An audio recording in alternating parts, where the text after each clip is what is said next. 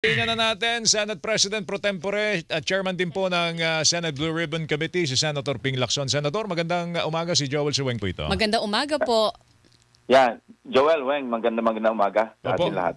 Si Nympha nag-report kanina, binabanggit nyo raw po na hindi pa off the hook ba? Hindi pa nalilinis ang pangalan ni Senador Villanueva at Senador Estrada. Tama ho ba, Senator Ping? Oo, kasi hindi pa nare-resolve yung sinasabi ni Bryce na nag-insert sila ng, in the case of Senator Jinggoy, yung 355 million sa Bulacan. Senator Joel naman 600 million. So, yung nauna ko na nasabi, yung kay Senator Jinggoy, nandun talaga sa GAA na nahati sa 7 proyekto. At ito'y nakita na rin namin na merong actually phase 3, no? Lahat. Pero hindi pa nasisimulan yung phase 1. Pero it seems na para nakapagbayad na doon sa phase 3. Yun ang issue doon. Yung kay Senator Joel, nung una, hindi ko nabanggit kasi hindi namin makita sa GAA. Pero nung nagpresenta during the hearing kahapon si Senator Sherwin Gatchalian na mga unprogrammed fund, nakita ng mga staff ko na nandoon yung as enumerated. Kasi enumerate naman ni Bryce Hernandez lahat yung items, yung mga proyekto. So doon nakita. So sirbihan ko na rin silang dalawa bago sila umalis na hindi pa nare-resolve ito. Na dahil, alam mo, Joel Weng, pagka merong testimonya, tapos nasuportahan naman ito ng documentary evidence, medyo dapat may pagpaliwanag na gagawin kung talagang sila yung nag-insert. So yung pong yung pong natuklasan kahapon sa gitna ng hearing na nasa budget talaga, yung isa GAA, yung isa unprogrammed funds, Senator, nagbibigay po yun ng credence o ng tibay doon sa testimonya ni Bryce Hernandez? Correct, Weng. Kasi hindi naman na nung enumerate niya yung mga listahan, yung mga items, may description yun eh. Tumama lahat eh. At eksakto naman yung amount kasi 8 proyekto yung sinasabi ni Bryce na in-insert ni Senator Joel. 75 million, pag kinumpit mo yung 75 million times 8 items, talagang 600 million. Lahat po ito ay sa Bulacan. Talaga ng credence. Tama. Lahat po ito ay sa Bulacan, pati yung 355 million ni Senator Jinggoy at yung 600 million ni Senator Joel. Bulacan-based projects po ito lahat. Oo, doon mismo sa distrito nila. Okay. Kasi siyempre, kabisado ni Bryce yun, siya yung OIC district engineer doon eh. Okay. Sen, base sa inyong pagsisiyasat, may nakita kayong proyekto base doon sa mga pondong inilabas sa ilalim po ng 2 senador? Sa 355, 3 yung napuntahan ng team ko, medyo may issue. May issue yung 3, okay. Lahat phase 3, pero hindi pa nasisimulan yung phase 1. Yung iba naman, phase 2 and phase 3, pinagsabay ang pagpopondo. Ang isang issue doon, meron na yatang parang nakapag-release na ng pondo sa phase 3. Pero teka muna, nasa phase 1 pa tayo. Parang ganon. So may issue talaga, may issue. Kasi actually may nakapagbulong sa akin, Senador, ang modus daw dyan, yung phase 1 gino-ghost, phase 2 ghosted again. Tapos sa phase 3, doon ibubuhos. Weng, pero substandard para yun. Kasi kulang na yung pondo eh. Wala nang pera eh. Di ba, Senador, ganun din ba natanggap ninyo impormasyon? Tama. Meron din naman ang ginoghost yung pangalawa. Ibig sabihin, pinundan yung pangalawa pero yari na yung una. Yung una? Package A, package B. Meron din ganun. Parang marami sila scheme eh. Marami sila scheme doon sa Bulacan. Okay. Pero sunod-sunod yung pagka-clarify ni Senator Jinggoy Estrada at ni Joel Villanueva, Senator Joel Villanueva, doon sa kanilang depensa sa sarili, Senator. Tumatayo ba sa komite yung kanilang depensa at saka mga pagtatanong dito kana Bryce Hernandez at kay Alcantara? Well, 2 things. Yung dalawang issue yung kay Senator Jinggoy eh. Opo. Yung una, yung sinasabi, nilink siya ni Bryce Hernandez kay Beng Ramos at saka sa WJ. Opo. Iyon, walang laman yon. Kasi nga, nung nakita namin sa CCTV, yung sinundan namin yung kung saan mga opisina nagpunta si WJ, si yung Mina Jose, no? Yes. Sa room siya nagpunta doon sa opisina ng Blue Ribbon.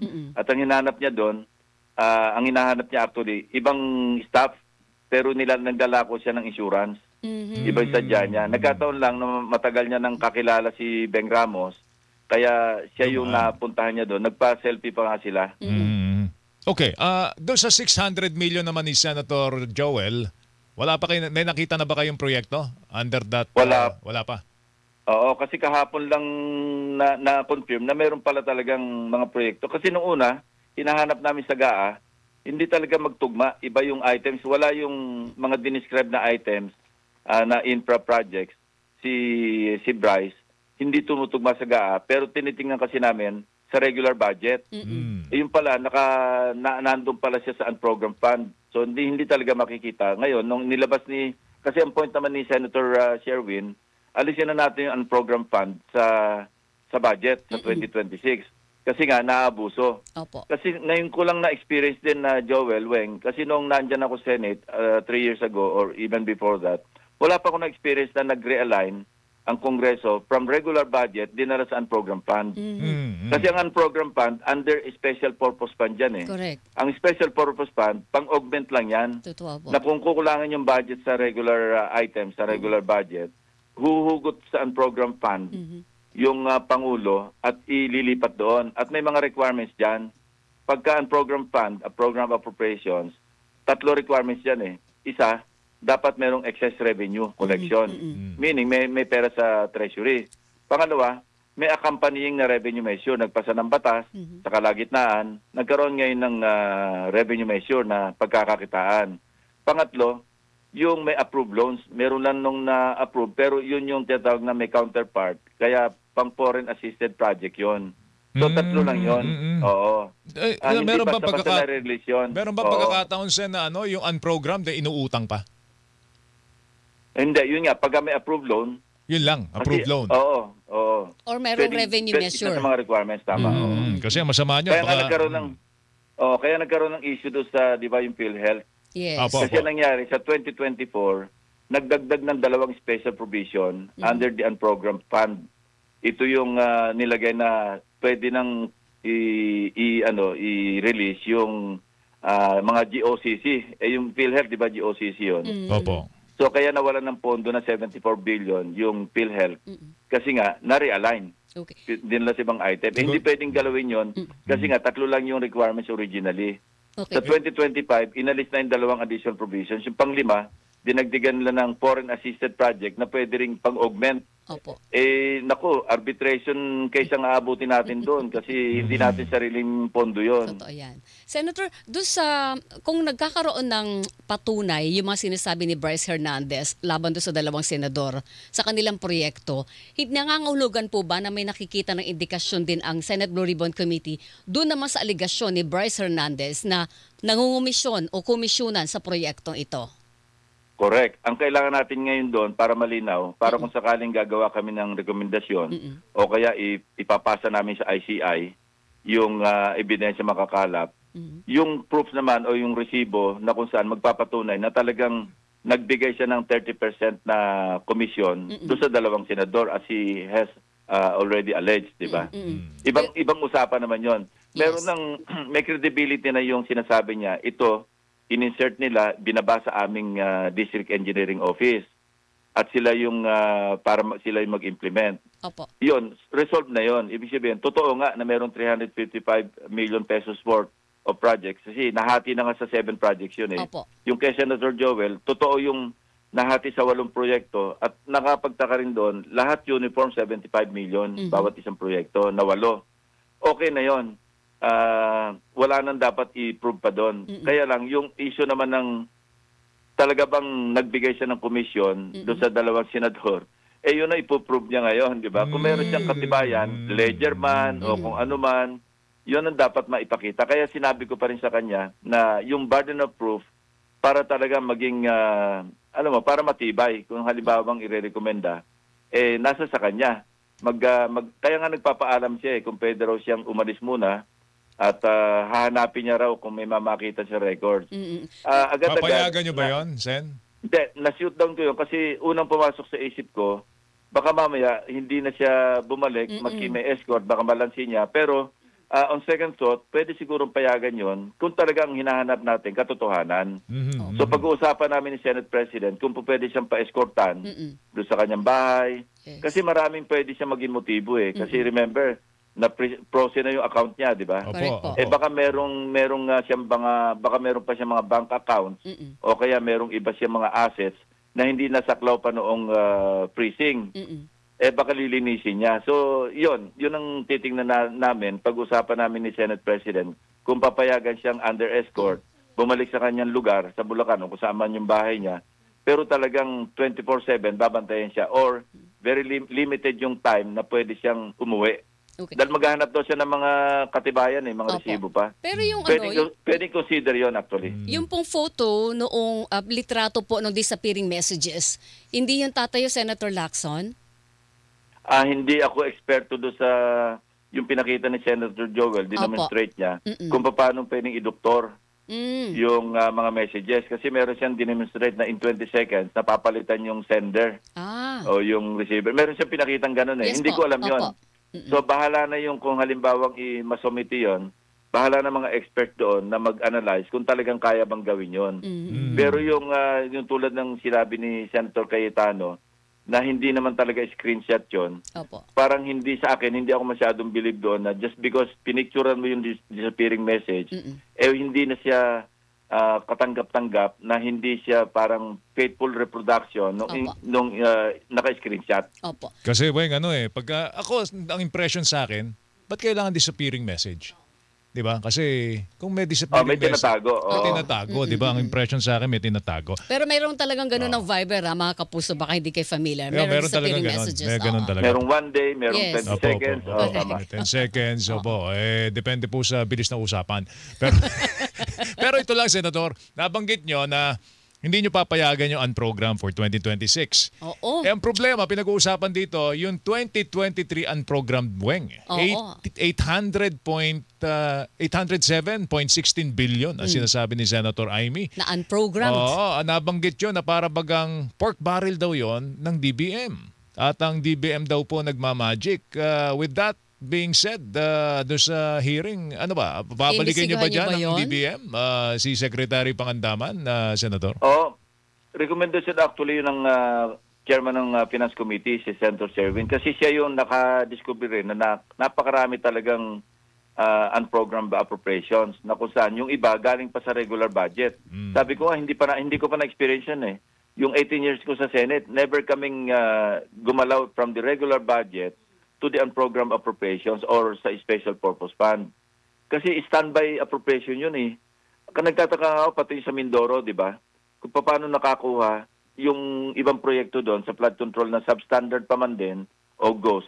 Bakit napunta doon sa I think nauhan yata sa Mindoro na ginamit ng isang, di ba, pinagmalaki pa ni nung congressman doon na proyekto niya yon. So, alam nila, ibig sabihin, sila yung sa lower house na sinangyari yung realignment o sa bahay kami, from regular, dinala sa unprogrammed. So alam nila kung nasaan yun. Okay. Ngayon, yung the part of Senator Joel, bakit paano natukoy kung totoong siya yung nag-insert na sabi ko nga, may credibility sa testimony ni Bryce Hernandez kasi nga, nandun talaga. Opo. So, ibig sabihin, kabisado nung kung sino man yung mababatas, kabisado niya sila yung may kinalaman sa pag-realign from the regular budget to the special purpose fund or unprogrammed appropriation program fund. Kasi paano nila natukoy na nakapagbaba sila ng pondo? Tukoy nila. Ibig sabihin, meron silang part doon sa pag-realign. Parang sa akin, hindi katanggap-tanggap yun talaga eh. Parang ang sinasabi kasi, ang impression sa akin nung binanggit ni Senator Sherwin yan, parang may kasabwat sa DBM, weng. Oo, sila nag-uusap, Senator. Yes. May kasabwat, yes. Kasi kung ang DBM ang nagtutukoy ng pondong ilalabas sa isang proyekto, kasi pork barrel, yun ang description ni Senator Win. So may kasabwat sa DBM, Senador? Ganon, you can say that, you can suspect that, kasi nga, hindi basta-basta nare-release ang unprogrammed fund. Hindi basta-basta nare-release yung special purpose fund. Actually, Senator, kung susundin mo yung panuntunan, yung batas, presidente lamang nga ang nag-authorize niyan Okay. Pero siyempre, ang presidente, umaasa yan sa DBM, pag nirecommend na ito, i-release natin, itong unprogrammed appropriation na dispatch, DBM talaga yung pinaka-ahensya na nangangasiwa dyan. hanggang sa kanino po ang signatory, sino signing authority niya, Senator, bago makapaglabas ng pondos unprogrammed funds? Bago umakyat kay Presidente? DBM talaga yung nangangasiwa kasi ang pag-release ng budget, disbursement, DBM. Oo. Okay. Senator, last ko na lang. this early, dapat bang pinag-uusapan na natin na si Diskaya ay dapat maging state witness? Yun ang recommendation ng unang committee chairman. Mhm. Yun, hindi naman nangyari kasi kailangan talaga ang mag-affirm noon yung Senate President. Mhm. Inabot nga ng transition, hindi pinirmahan ni Senate President Soto. Mhm. So kahapon, while nag-resume kami noong hearing, pinag-usap namin, nakiusap si Senator Marcoleta kung pwede magkaharap si Curly Diskaya at saka si Secretary Boying Remulla. So nag-usap sila doon sa likod sa lounge para at least ma-evaluate initially ni Secretary Remulla kung ano yung sinasabing justification para pumasok sa Witness Protection Program yung mag-asawa. Hindi ko alam kung anong kinahinatnan. Kayo Ang po, nire-recommend namin ng committee na pumasok sa na maging state witness, possible state witness, si Sally Santos ng SIMS. Mhm. Kasi nung na-monitor ni Secretary Remulla na yung testimonya niya na imagine inamin niya lahat-lahat, Opo. pati yung 457 million na cash, yun ang talaga nakaka-shock, nakakakilabot na magdadala ka kay Bryce Hernandez. Na hindi naman tinanggi yun ni Bryce Hernandez na talagang inacknowledge niya na dinalan siya ni nung March 24, ito lamang 2025. Opo. Nagdala ng cash, kaya nakapagtaka bakit yung contractor ang nagdadala ng cash sa District Engineering Office.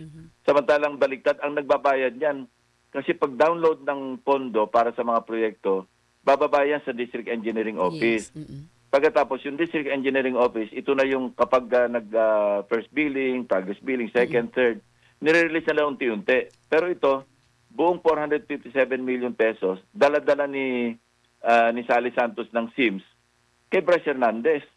So ibig sabihin, nakapag-withdraw pa siya over the counter. Opo. Mhm. Pero si Bryce Oo. ba pwedeng state witness? Panghuli na lang, Senador. Dapat evaluate siya ng Department of Justice kung uubra ba siya. Kung pwede siguro kung meron siya maituturo na Mas malaki. matataas sa kanya. Oo. Okay. Ang problema, nabablock tayo dito sa sa away ni Hernandez at saka ni Alcantara. Yes. Nagtuturo. Parang naputol tayo kay Hernandez kasi si Alcantara tigas ng katatanggi Oo nga. na hindi niya alam. Pero although maliwanag din na kasakapakat siya kasi nabuko na siya doon sa picture Kasi nung una, di ba, tinatanggi niya kalahati ng katawan niya. Pero bandang huli, reluctantly, sabi niya pwedeng ako nga yan kasi Siyang lumabas siya. yung Yung relo niya. relo. Siyang siya eh. Hindi pa yun. may Nakakita kabuuan pa kami ng picture. Oo, yun. Nakakita ko pa ng photo na buo na siya. Siya na Hindi na talaga. siya nakatanggi. Oo.